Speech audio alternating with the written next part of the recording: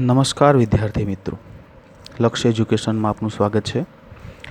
આગળના વિડીયોમાં આપણે જોયું પ્રકાશ, પરાવર્તન અને વક્રીભાવની વિશેની સામાન્ય માહિતીઓ આપણે મેળવી અને ત્યાં આપણે સમતલ અરીસા વડે રચાતું પ્રતિબિંબ પણ આપણે જોયું। ફરીથી આપણે યાદ કરી લઈએ, સમતલ અરીસા વડે રચાતું પ્રતિબિંબ કેવી રીતે મળે છે। તો આપણને ખબર છે, સાદી ભાષામાં વાત કરીએ તો અરીસામાં તમે જેટલા અંતર દૂર ઊભા છો એટલું જ અંતરનું પ્રતિબિંબ તમને અરીસામાં જોવા મળશે। બીજી બાબત, અરીસાની બહાર તમે ડાબો હાથ ઊંચો કરો છો તો અરીસાની અંદર તમારો જમણો હાથ ઊંચો થયો એટલે કે પ્રતિબિંબ ઉલટાઈ ગયેલું જોવા મળશે અને જેવું છે તેવું એટલે કે વાસ્તવિક જેવા છે તેવા જ આપણને જોવા મળશે। ત્રીજી બાબત, અરીસામાં આપણા પ્રતિબિંબનું એટલું જ કદ જોવા મળશે જેટલું આપણું વાસ્તવિક કદ છે, એટલે કે અરીસાની સામે ઊભા હોઈએ તો આપણને આપણું એવડું જ પ્રતિબિંબ દેખાશે જેવડું આપણે છીએ। હવે આપણે આગળ વાત કરીશું ગોળીય અરીસા વિશે। તો ગોળીય અરીસામાં સૌપ્રથમ આપણે આગળ વાત કરીએ। હવે આપણે વાત કરીશું ગોળીય અરીસો। તો સૌથી પહેલાં તો આપણે ગોળીય અરીસાની સમજૂતી મેળવી લઈએ। ગોળીય અરીસો કોને કહેવામાં આવે? તો કે ગોળીય અરીસાની પરાવર્તક સપાટી અંદર કે બહારની તરફ વક્રાકાર હોય, વક્રાકાર એટલે કે વળેલી હોય, તો તેવા અરીસાને ગોળીય અરીસો કહે છે। ફરીથી, ગોળીય અરીસો કોને કહેવામાં આવે છે? તો કે જે અરીસાની પરાવર્તક સપાટી અંદર અથવા બહારની તરફ વક્રાકાર હોય તેવા અરીસાને ગોળીય અરીસો કહે છે।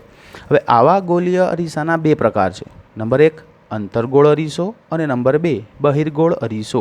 ફરીથી, ગોળીય અરીસાના બે પ્રકાર છે। નંબર 1 અંતર્ગોળ અરીસો અને નંબર 2 બહિર્ગોળ અરીસો। હવે આપણે અલગ અલગ અરીસાનો અભ્યાસ કરીએ, સાદી ઓળખ મેળવીએ। નંબર 1 અંતર્ગોળ અરીસો કોને કહેવામાં આવે છે? તો એની વ્યાખ્યા આપણે જોઈએ। જે અરીસાની પરાવર્તક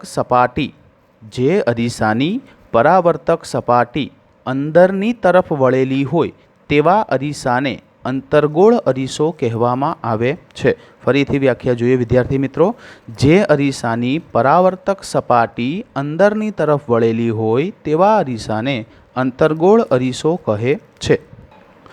અહીંયા આપણને આકૃતિમાં જોવા મળે છે એક અંતર્ગોળ અરીસાનું સાદું પ્રતિબિંબ એટલે કે સાદી રચના। આ આપેલું છે અંતર્ગોળ અરીસો। એ અંતર્ગોળ અરીસાનો આ અંદરનો ભાગ જે છે એ અંદરનો ભાગ પરાવર્તક છે, જ્યારે બહારનો ભાગ પરાવર્તક નથી। તો આપણે વ્યાખ્યામાં જોયું એ પ્રમાણે અરીસાની અંદરની સપાટી પરાવર્તક છે, મતલબ કે તે અરીસો અંતર્ગોળ અરીસો છે। હવે અહીંયા એક નોંધ પણ આપવામાં આવેલી છે। અરીસાની પાછળ તમને એક તૂટક લાઈનો જોવા મળતી હશે। એ તૂટક લાઈન એવું દર્શાવે કે એ અરીસો એટલે કે ત્યાંથી તે સપાટી પરાવર્તક નથી। ફરીથી અંતર્ગોળ અરીસાની વ્યાખ્યાને આપણે સમજી લઈએ। જે અરીસાની પરાવર્તક સપાટી અંદરની તરફ વળેલી હોય તેવા અરીસાને અંતર્ગોળ અરીસો કહેવામાં આવે છે। અંતર્ગોળ અરીસો અહીંયા આપણને આકૃતિમાં દર્શાવવામાં આવેલો છે। હવે આવે છે બીજો ગોળીય અરીસો, બહિર્ગોળ અરીસો। તો બહિર્ગોળ અરીસા વિશે આપણે શીખીએ। જે અરીસાની પરાવર્તક સપાટી બહારની તરફ વળેલી હોય, જો પહેલા અરીસા કરતાં વ્યાખ્યા ઉલટાઈ ગઈ, પહેલા અરીસામાં અંદરની તરફ વક્રાકાર હતી, હવે બહિર્ગોળ અરીસામાં બહારની તરફ વક્રાકાર હોય તેવા અરીસાને બહિર્ગોળ અરીસો કહેવામાં આવે છે। ફરીથી વિદ્યાર્થી મિત્રો, બહિર્ગોળ અરીસો જે અરીસાની પરાવર્તક સપાટી બહારની તરફ વળેલી હોય તેવા અરીસાને બહિર્ગોળ અરીસો કહેવામાં આવે છે। અહીંયા આપણે ફરીથી જોઈશું વિદ્યાર્થી મિત્રો, આ બહારનો ભાગ જે છે તે ઉપસેલો છે। સાદી ભાષામાં કહીએ તો ઉપસેલો જે ભાગ છે, ઉપસેલો ભાગ પરાવર્તક હોય તો એવા અરીસાને બહિર્ગોળ અરીસો કહેવામાં આવે અને ખાડાવાળો ભાગ જો પરાવર્તક હોય તો એવા અરીસાને અંતર્ગોળ અરીસો કહેવામાં આવે છે। અહીંયા બહિર્ગોળ અરીસામાં બહારનો ભાગ ઉપસેલો છે, મતલબ કે પરાવર્તક સપાટી ઉપસેલી છે, એટલે કે તે અરીસો બહિર્ગોળ અરીસા તરીકે ઓળખવામાં આવે છે। ચલો વિદ્યાર્થી મિત્રો, હવે અરીસામાં આવતા કેટલાક પદો એટલે કે કેટલીક વ્યાખ્યાઓ અને કેટલાક પદોની સમજૂતી આપણે અહીંયા મેળવી લઈએ। પહેલી છે અરીસાનું ધ્રુવ। તો કોને કહેવામાં આવે અરીસાનું ધ્રુવ? અને આ બધી જ વ્યાખ્યાઓ આપણા માટે આઈએમપી છે, એટલા માટે આપણે બધાને નોટ કરી લેશું। પહેલું છે અરીસાનું ધ્રુવ. વ્યાખ્યામાં જોઈએ તો ગોલીય અરીસાની પરાવર્તક સપાટીના કેન્દ્રને અરીસાનું ધ્રુવ કહેવામાં આવે છે. એટલે કે આ આખો ગોલીય અરીસો છે એ ગોલીય અરીસાના આ કેન્દ્રને શું કહેવામાં આવે? અરીસાનું ધ્રુવ કહેવામાં આવે છે. જે તેના પૃષ્ઠ પર આવેલું હોય, એટલે કે જે તેની પાછળના ભાગમાં જેના આગળના ભાગમાં આવેલું હોય છે. ધ્રુવને શેના વડે દર્શાવવામાં આવે છે? તો અહીંયા આપણને એક લખેલું છે, ધ્રુવને કેપિટલ પી વડે દર્શાવવામાં આવે છે. ધ્રુવને શેના વડે દર્શાવવામાં આવે? તો કેપિટલ પી વડે. ફરીથી અરીસાનું ધ્રુવ જોઈએ. ગોલીય અરીસાના પરાવર્તક સપાટીના એક મધ્યબિંદુને અરીસાનું ધ્રુવ કહેવામાં આવે છે. ફરીથી વ્યાખ્યા સાદી રીતે સમજીએ તો અરીસાનું ધ્રુવ કોને કહેવામાં આવે? તો કે આખા ગોલીય અરીસાના મધ્ય ભાગમાં આવેલા બિંદુને ધ્રુવ કહેવામાં આવે છે. હવે એ ધ્રુવને કેપિટલ પી વડે દર્શાવવામાં આવે છે. હવે એના પછી બીજું પદ છે દર્પણમુખ. તો દર્પણમુખની વ્યાખ્યા અરીસાની પરાવર્તક સપાટીની વર્તુળાકાર સીમારેખાના વ્યાસને અરીસાનું દર્પણમુખ કહેવામાં આવે છે. સાદી ભાષામાં કહીએ વિદ્યાર્થી મિત્રો તો જેટલો અરીસાનો પરાવર્તક ભાગ છે એ ભાગને દર્પણમુખ કહેવામાં આવે છે. અહીંયા આકૃતિની અંદર તમને એમ અને એન એ દર્પણમુખ તરીકે આપેલું છે. સાદી ભાષામાં ફરીથી દર્પણમુખ વિશે અભ્યાસ શીખીએ તો અરીસાનો જેટલો ભાગ પરાવર્તક છે એટલા ભાગને તે અરીસાનું દર્પણમુખ કહેવામાં આવે છે. હવે ત્રીજી વ્યાખ્યા વિદ્યાર્થી મિત્રો મુખ્ય અક્ષની છે. એકદમ સીધી, સાદી અને સિમ્પલ વ્યાખ્યા છે. અરીસાના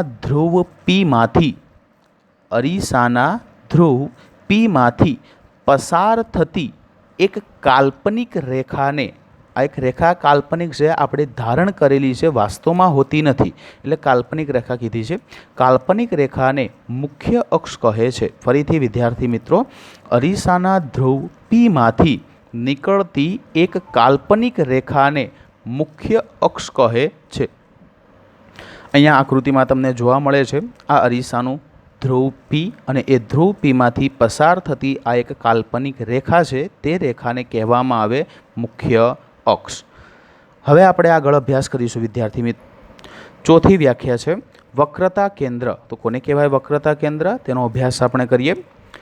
ગોલીય અરીસો જે ગોળાકાર તકતીમાંથી બનાવવામાં આવેલો છે તે ગોળાકાર તકતીના કેન્દ્રને વક્રતા કેન્દ્ર કહે છે. ફરીથી વિદ્યાર્થી મિત્રો અહીંયા એક રફ ડ્રોઈંગ કરું છું. દાખલા તરીકે આખો ગોળ કાચ છે, એની બહારનો ભાગ ગોળ કાચ છે જેનો બહારનો ભાગ પરાવર્તક નથી. હવે એ ગોળ કાચને આપણે અહીંયાથી કાપી નાખીએ તો એ ગોળ કાચનું કેન્દ્ર અહીંયા ક્યાંક હશે. તો એ કેન્દ્ર હવે આપણે અહીંયા કાપી નાખ્યું એટલે આપણો આટલો ભાગ એ શું થઈ ગયું? અંતર્ગોળ અરીસો. હવે આટલા ભાગના આમાંથી પસારથી આપણી કાલ્પનિક રેખા એટલે કે મુખ્ય અક્ષ અહીંયા ક્યાંક હશે બિંદુ પી. હવે આટલા ભાગ અહીંયા શું છે? આખા ગોળાનું કેન્દ્ર.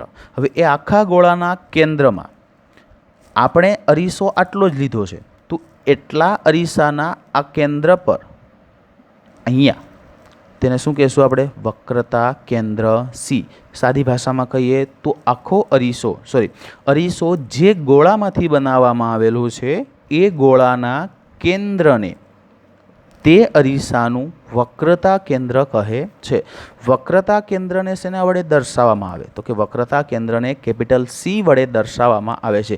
અહીંયા તમને અંગ્રેજી આલ્ફાબેટના જેટલા પણ શબ્દો કહેવામાં આવેલા છે તેને ખાસ યાદ રાખવા. ફરીથી વક્રતા કેન્દ્ર આખો ગોળો છે, એ ગોળામાંથી આપણે અડધો કટકો કાપી લીધો, જેને આપણે કહેશું આપણો અરીસો. હવે એ ગોળાનું જે કેન્દ્ર છે એ જ આપણા અરીસાનું શું થશે? વક્રતા કેન્દ્ર. અને એ વક્રતા કેન્દ્રને આપણે શેના વડે દર્શાવીશું? કેપિટલ સી વડે દર્શાવીશું. હવે આપણે ભણીશું પાંચમી વ્યાખ્યા, જેને કહેશું આપણે મુખ્ય કેન્દ્ર. વ્યાખ્યાઓ તમારે યાદ રાખવી ફરજિયાત છે. આગળ આકૃતિમાં આ બધી જ વ્યાખ્યાઓની સમજૂતી આપણને ખૂબ જ કામમાં આવવાની છે, એટલે ફરીથી આપણે એ બધી વ્યાખ્યાઓને નોંધી લેશું અને યાદ રાખી લેશું ફરજિયાત. હવે આપણે આગળ અભ્યાસ કરીશું મુખ્ય કેન્દ્રને.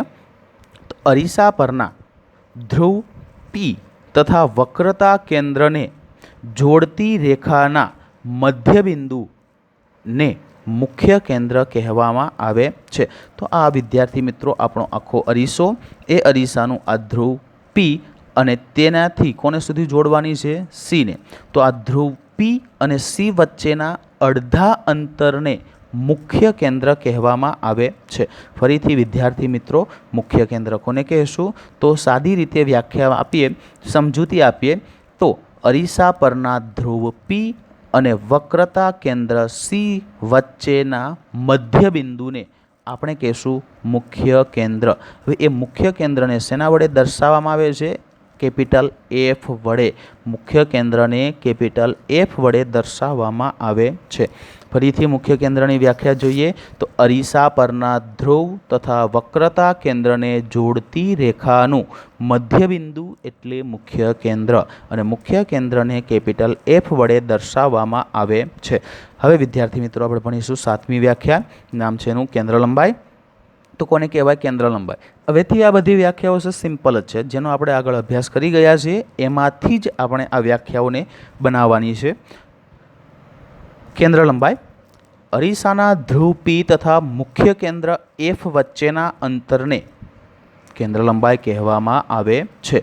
આ છે અરીસાનું ધ્રુવ પી, આ છે તેનું મુખ્ય કેન્દ્ર એફ. હવે આ એફ અને પી વચ્ચેનું જે અંતર છે, ડિસ્ટન્સ છે, તે ડિસ્ટન્સને કહેવામાં આવે કેન્દ્ર લંબાઈ. અને કેન્દ્ર લંબાઈને શેના વડે દર્શાવવામાં આવે? કેપિટલ એફ વડે.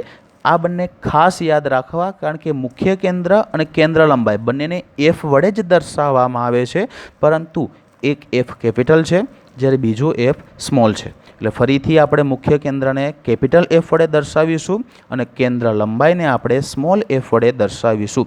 તો આપણે કેન્દ્ર લંબાઈની વ્યાખ્યાને ફરીથી સમજી લઈએ. તો ફરીથી એકદમ સાદી ભાષામાં સમજૂતી આપીએ તો ધ્રુવ પી અને મુખ્ય કેન્દ્ર એફ વચ્ચેના અંતરને કેન્દ્ર લંબાઈ એફ, જે શેના છે? કેપિટલની જગ્યાએ આપણે સ્મોલ એફનો ઉપયોગ કરવાનો છે. શેમાં? કેન્દ્ર લંબાઈમાં. તો ધ્રુવ પી અને મુખ્ય કેન્દ્ર એફ વચ્ચેના અંતરને કેન્દ્ર લંબાઈ કહેવામાં આવે છે, અને આ કેન્દ્ર લંબાઈને સ્મોલ એફ વડે દર્શાવવામાં આવે છે. હવે આગળ અભ્યાસ કરીએ વિદ્યાર્થી મિત્રો. 8મી વ્યાખ્યા છે આપણી વક્રતા ત્રિજ્યા. તો આપણે આગળ અભ્યાસ કર્યા એમાંથી જ આપણે વક્રતા ત્રિજ્યાની વ્યાખ્યા બનાવીશું. ફરીથી જોઈએ. અરીસાના ધ્રુવ પી તથા વક્રતા કેન્દ્ર સી વચ્ચેના અંતરને વક્રતા ત્રિજ્યા આર કહેવામાં આવે છે. ફરીથી વ્યાખ્યાને આપણે સમજીએ. અરીસાના ધ્રુવ પી તથા વક્રતા કેન્દ્ર સી વચ્ચેના અંતરને અરીસાની વક્રતા ત્રિજ્યા કહેવામાં આવે છે. વક્રતા ત્રિજ્યાને શેના વડે દર્શાવવામાં આવે? કેપિટલ આર વડે દર્શાવવામાં આવે છે. હવે આગળ 9મી વ્યાખ્યા છે વસ્તુ અંતર. તો કોને કહેવાય વસ્તુ અંતર? તો અરીસાના ધ્રુવ પીથી વસ્તુ સુધીના અંતરને વસ્તુ અંતર કહેવામાં આવે. સિમ્પલ વ્યાખ્યા છે, આ તો યાદ રહેવી જ જોઈએ. વસ્તુ અંતર કોને કહેવામાં આવે? ફરીથી આપણે જોઈએ તો અરીસાના ધ્રુવ પીથી વસ્તુ સુધીના અંતરને વસ્તુ અંતર કહેવામાં આવે છે. હવે વસ્તુ અંતરને શેના વડે દર્શાવવામાં આવે? કેપિટલની જગ્યાએ અહીંયા કયો યુ આપેલો છે? સ્મોલમાં યુ આપેલો છે. એટલે કે વસ્તુ અંતરને આપણે સ્મોલ યુમાં દર્શાવીશું જ. હવે આપણે 10મી વ્યાખ્યા ભણીશું અને આપણી છેલ્લી વ્યાખ્યા છે પ્રતિબિંબ અંતર કોને કહેવામાં આવે? તો સિમ્પલ છે. વસ્તુ અંતરની વ્યાખ્યા કરતાં થોડુંક એમાં બદલાવ કરીએ એટલે પ્રતિબિંબ અંતરની વ્યાખ્યા મળી જાય. અરીસાના ધ્રુવ પીથી પ્રતિબિંબ સુધીના અંતરને, ખાલી અહીંયા એક જ બદલાવ થાય, પ્રતિબિંબ. પહેલામાં હતું વસ્તુ, આમાં છે પ્રતિબિંબ. તો અરીસાના ધ્રુવ પીથી પ્રતિબિંબ સુધીના અંતરને પ્રતિબિંબ અંતર કહેવામાં આવે છે. હવે આ પ્રતિબિંબ અંતરને શેના વડે દર્શાવવામાં આવે છે? સ્મોલ વી વડે દર્શાવવામાં આવે છે. આકૃતિમાં આપણે જોઈએ તો અહીંયા આપવામાં આવેલું છે આપણને પ્રતિબિંબ. હવે અહીંયા છે આપણું ધ્રુવ પી. ધ્રુવ પીથી પ્રતિબિંબ સુધીના અંતરને શું કહેવામાં આવે? પ્રતિબિંબ અંતર વી કહેવામાં આવે છે. ફરીથી બધી વ્યાખ્યાઓનો આપણે સાદો સરળ રીતે સમજી જઈએ. આપવામાં આવેલો છે આ એક અંતર્ગોળ અરીસો. એ અરીસાનું મધ્યબિંદુ એટલે ધ્રુવ P, એનું M અને N એટલે કે દર્પણમુખ, અરીસાના ધ્રુવમાંથી પસાર થતી એક આ કાલ્પનિક રેખા જેને આપણે કહીશું મુખ્ય અક્ષ. હવે આવે છે અરીસો જે ગોળાકાર તકતીમાંથી બનાવવામાં આવેલો છે. એ ગોળાકાર તકતીના કેન્દ્રને આપણે કહીશું વક્રતા કેન્દ્ર C. હવે વક્રતા કેન્દ્ર C અને ધ્રુવ P વચ્ચેના મધ્યબિંદુને કહેશું આપણે મુખ્ય કેન્દ્ર, જેને આપણે દર્શાવીશું કેપિટલ F વડે. હવે આવે છે આપણે P થી F સુધીનું અંતર કોને કહેવાય? તો P થી F સુધીનું અંતર એટલે આ કેપિટલની જગ્યાએ સ્મોલ f આપેલો છે, એટલે આ સ્મોલ f શેનો છે? તો આપણે આગળ જોયું શેનો છે? કેન્દ્ર લંબાઈનો. સોરી, હા, કેન્દ્ર લંબાઈનો જ છે. સોરી, આપણે વચ્ચે ભૂલી ગયા હતા. એ વાંધો નહીં, આગળ જોઈ લઈએ. હવે બીજું આપેલું છે V. તો V એટલે શું થાય? તો P થી પ્રતિબિંબ સુધીના અંતરને શું કહેશું આપણે? પ્રતિબિંબ અંતર V. R શેનો આપેલો છે? તો કે P થી C સુધીનું અંતર એટલે વક્રતા ત્રિજ્યા, જેને શેના વડે દર્શાવીશું આપણે? કેપિટલ R વડે દર્શાવીએ છીએ. U. તો U એટલે શું થાય? તો કે પ્રતિબિંબ વસ્તુ અંતર. તો વસ્તુ અંતર કોને કહેશું આપણે? અરીસાના ધ્રુવ P થી વસ્તુ સુધીના અંતરને આપણે શું કહેશું? વસ્તુ અંતર, જેને શેના વડે દર્શાવેલું છે? U વડે દર્શાવવામાં આવેલું છે. હવે વિદ્યાર્થી મિત્રો, આપણો 1 માર્ક્સનો સાદો અને સીધો પ્રશ્ન છે, જે આપણે 8મા ધોરણમાં પણ ભણી ગયા છીએ.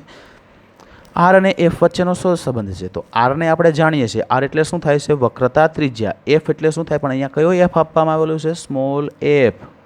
R અને F વચ્ચેનો શું અંતર છે? તો હવે આપણે એને જોઈ લઈએ. તો કે ગોલીય અરીસા માટે R અને F વચ્ચેનો અંતર છે કે વક્રતા ત્રિજ્યા બમણી હોય છે. કોના કરતાં? કેન્દ્ર લંબાઈ કરતાં. વક્રતા ત્રિજ્યા બમણી હોય છે. કોના કરતાં? કેન્દ્ર લંબાઈ કરતાં. અહીંયા જુઓ, આપણે આ એક F આપવામાં આવેલો છે અને અહીંયા આપવામાં આવેલો છે R. તો સ્વાભાવિક છે, દેખાય જ છે આપણને, આ F કરતાં R કેવો છે? મોટો, એટલે કે બમણો છે. એટલે આપણે તેની સાદી ભાષામાં સૂત્ર આપીએ તો R બરાબર 2F. 2F મતલબ કે 2 Fના મૂલ્ય ભેગા થાય ત્યારે 1 Rનું મૂલ્ય આપણને મળે છે. એ જ સૂત્રમાં આપણે પદના રચનાને બદલી દઈએ તો F બરાબર R/2. મતલબ કે કેન્દ્ર લંબાઈ વક્રતા ત્રિજ્યા કરતાં કેવી છે? અડધી છે. હવે વિદ્યાર્થી મિત્રો, આપણે અહીંયા ફરજિયાત આ બધી રચનાઓને યાદ રાખવી જ પડશે અને યાદ રાખીશું જ, કારણ કે આ બધી જ રચનાઓ આપણને આગળ 2 અને 3 માર્ક્સ લાવવા માટે મદદ કરશે. જો આ 4 રચના સમજાઈ ગઈ તો એના ઉપરથી બીજી 6 આકૃતિઓ આપણને સમજાશે, જે અંતર્ગોળ અરીસાની હશે, અને બીજી 2 આકૃતિઓ જે બહિર્ગોળ અરીસાની હશે તે સાદી રીતે આપણે યાદ રાખી શકીશું. યાદ રાખજો, અને ગોખવાની જરૂર નથી, માત્ર સમજવાની જ જરૂર છે. આમાંની 2 આકૃતિ સમજાઈ જશે તો બાકીની બીજી 1-2 સમજાઈ જ જશે. સ્વાભાવિક છે. હવે આપણે આગળ જોઈએ તો અહીંયા તમને અંતર્ગોળ અને બહિર્ગોળ 2 અરીસાઓની અલગ અલગ આકૃતિઓ અને એના વિશેની થોડુંક માહિતી આપવામાં આવેલી છે. હવે એ બધી માહિતીઓને આપણે અહીંયા અભ્યાસ કરીએ. સૌથી પહેલાં તો આ આકૃતિઓ શેની છે? તો એ તમને કહી દઉં કે અહીંયા જે આકૃતિ આપવામાં આવેલી છે તે પ્રતિબિંબ કેવી રીતે રચાય છે અને ક્યાં રચાય છે, શું કામ રચાય છે, એવું બધું સમજાવતી આકૃતિઓ છે. આપણે એનો સાદી રીતે અભ્યાસ કરીશું. સૌથી પહેલાં આપવામાં આવેલું છે અંતર્ગોળ અરીસો. આપણે સાદી રીતે યાદ રાખીએ તો આ અંતર્ગોળ અરીસો છે, તેનું આ અરીસાનું આ મુખ્ય ધ્રુવ છે. આ છે મુખ્ય કેન્દ્ર, આ છે વક્રતા કેન્દ્ર. હવે અહીંયા આપવામાં આવેલી છે આ કાલ્પનિક રેખા, જેને આપણે શું કહીએ છીએ? મુખ્ય અક્ષ. હવે આ અહીંયા તીર આપેલું છે, એ તીરની દિશામાં આપણે જઈએ તો મુખ્ય અક્ષને સમાંતર કિરણ આપાત થાય છે, જે અરીસા પરથી પરાવર્તન પામી અને શેમાંથી પસાર થયું? આ Fમાંથી પસાર થાય છે. તો ફરીથી આપણે જોઈએ અંતર્ગોળ અરીસાને મુખ્ય અક્ષ. આ પહેલી આકૃતિ છે આપણી. ફરીથી મુખ્ય અક્ષને સમાંતર પ્રકાશનું કિરણ આપાત થયું, અરીસા પર પરાવર્તન પામી અને તે Fમાંથી પસાર થાય છે. એવી જ રીતે બહિર્ગોળ અરીસામાં મુખ્ય અક્ષને સમાંતર કિરણ જાય છે, પરાવર્તન પામી અને તે આપાત થાય છે. હવે એ તેની પાછળ F અને C પર વિકેન્દ્રિત થતું હોય તેવો આપણને ભાસ થાય છે. વાસ્તવમાં આ કિરણ જાય છે ક્યાં? આવ્યું હતું એ જ દિશામાં, પરંતુ કંઈક અલગ ખૂણે આપાત પરાવર્તન પામે છે, પરંતુ ત્યાં જ આપણને તેનું પ્રતિબિંબ ક્યાં મળે છે? એફ અને સી પર તેનો ભાસ થતો હોય તેવું આપણને જોવા મળે છે. હવે બીજી આકૃતિ છે. હવે અહીંયા આ પહેલી આકૃતિનો ઉલટો ક્રમ કરી દો એટલે એનું બની જાય છે બીજી આકૃતિ. પહેલી આકૃતિ ક્યાં હતી આપણે? તો કે મુખ્ય અક્ષને સમાંતર કિરણ આવતું હતું, પરાવર્તન થયું અને એફમાંથી પસાર થયું. હવે બીજી આકૃતિમાં વિદ્યાર્થી મિત્રો તમને જોવા મળશે કે હવે કિરણ ક્યાંથી આવે છે? એફમાંથી પસાર થાય છે, પરાવર્તન પામી અને ક્યાં જાય છે? મુખ્ય અક્ષને સમાંતર. તો પહેલી આકૃતિ કરતાં બીજી આકૃતિને ઉલટાવી દો એટલે બની ગઈ બીજી આકૃતિ. પહેલી આકૃતિમાં સીધું જતું હતું, પરાવર્તન પામ્યું, ત્રાંસું થઈ ગયું. બીજી આકૃતિમાં ત્રાંસું થતું, ત્રાંસું આપાત થયું, પરાવર્તન પામી અને સીધું ગયું. એવી જ રીતે બહિર્ગોળ અરીસામાં જોઈએ તો બહિર્ગોળ અરીસાના મુખ્ય કેન્દ્ર તરફ ગતિ કરતું હોય તેવું પ્રકાશનું કિરણ પરાવર્તન પામીને મુખ્ય અક્ષને સમાંતર દિશામાં જ પરાવર્તિત થાય છે. અહીંયા મુખ્ય અક્ષને સમાંતર રીતે જતું હતું, મુખ્ય કેન્દ્ર તરફ ગતિ કરતું હતું એવું કિરણ અરીસા પરથી પરાવર્તન પામી અને ક્યાં જાય છે? મુખ્ય અક્ષને સમાંતર જાય છે. તો પહેલી અને બીજી આકૃતિ કમ્પલસરી આપણે યાદ રાખીશું. એવી જ રીતે ત્રીજી અને ચોથી પણ યાદ રાખવાની જ છે, પણ પહેલી અને બીજી આકૃતિ તમને સમજાઈ ગઈ હશે. હવે આપણે આગળ અભ્યાસ કરીએ ત્રીજી આકૃતિનો. તો ત્રીજી આકૃતિની અંદર એકદમ સિમ્પલ જ છે આકૃતિ.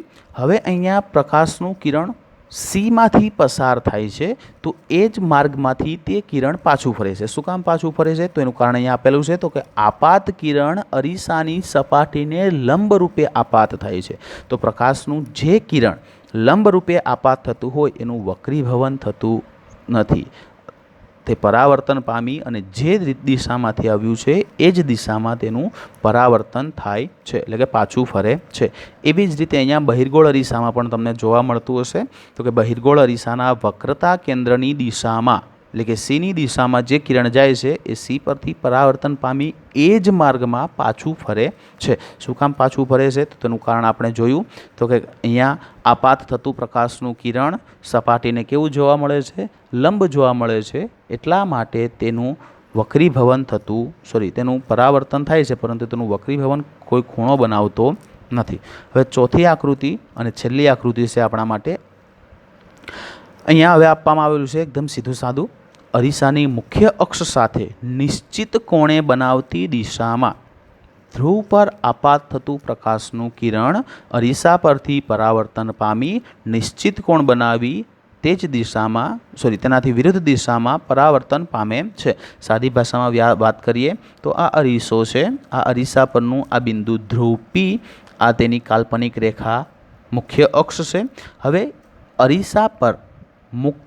અરીસા પરના આ ધ્રુવ પર પ્રકાશનું કિરણ આપાત થાય છે. આપાત થતાં કોઈ ચોક્કસ ખૂણો છે અહીંયા.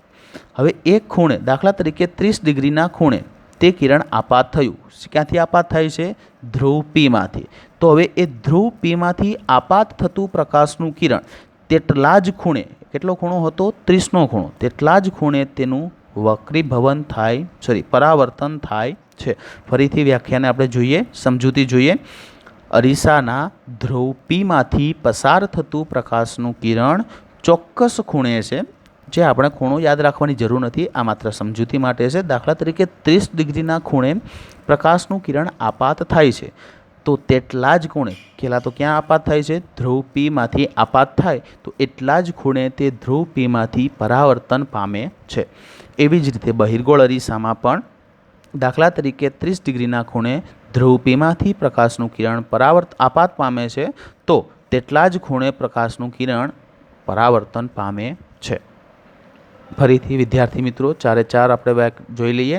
પહેલી હતી અંતર્ગોળ અરીસામાં કેવી રીતે પ્રકાશનું કિરણ આપાત થાય છે અને તેનું પરાવર્તન કેવી રીતે થાય છે? તો મુખ્ય અક્ષને સમાંતર પરાવર્તન પામી અને તે એફમાંથી પસાર થાય છે. બીજી આકૃતિમાં એફમાંથી પસાર થાય છે, પરાવર્તન પામી અને મુખ્ય અક્ષને સમાંતર જાય છે. હવે ત્રીજી આકૃતિમાં વક્રતા કેન્દ્ર સીમાંથી પસાર થાય છે અને તે જ માર્ગમાં તે પાછું ફરે છે. અને ચોથી આકૃતિ ધ્રુવ પીમાંથી પસાર થાય છે અમુક ચોક્કસ ખૂણે, તો એટલા જ ખૂણે તે ધ્રુવ પીમાંથી પરાવર્તન પામે છે. બસ વિદ્યાર્થી મિત્રો આજના માટે બસ આટલું જ. હવે આપણે આગળના અભ્યાસ માટે જલ્દી મળીશું. ઓનલાઈન વિડીયો જોતા રહો, શેર કરો, સબસ્ક્રાઈબ કરો અને જો કોઈ તકલીફ હોય તો તમને આપવામાં આવેલા નંબરો પર કોન્ટેક્ટ કરી અને પૂછી શકો છો. તમારી તકલીફનું સમાધાન ચોક્કસપણે કરવામાં આવશે. ધન્યવાદ. Thank you. શુક્રિયા. Have a good day.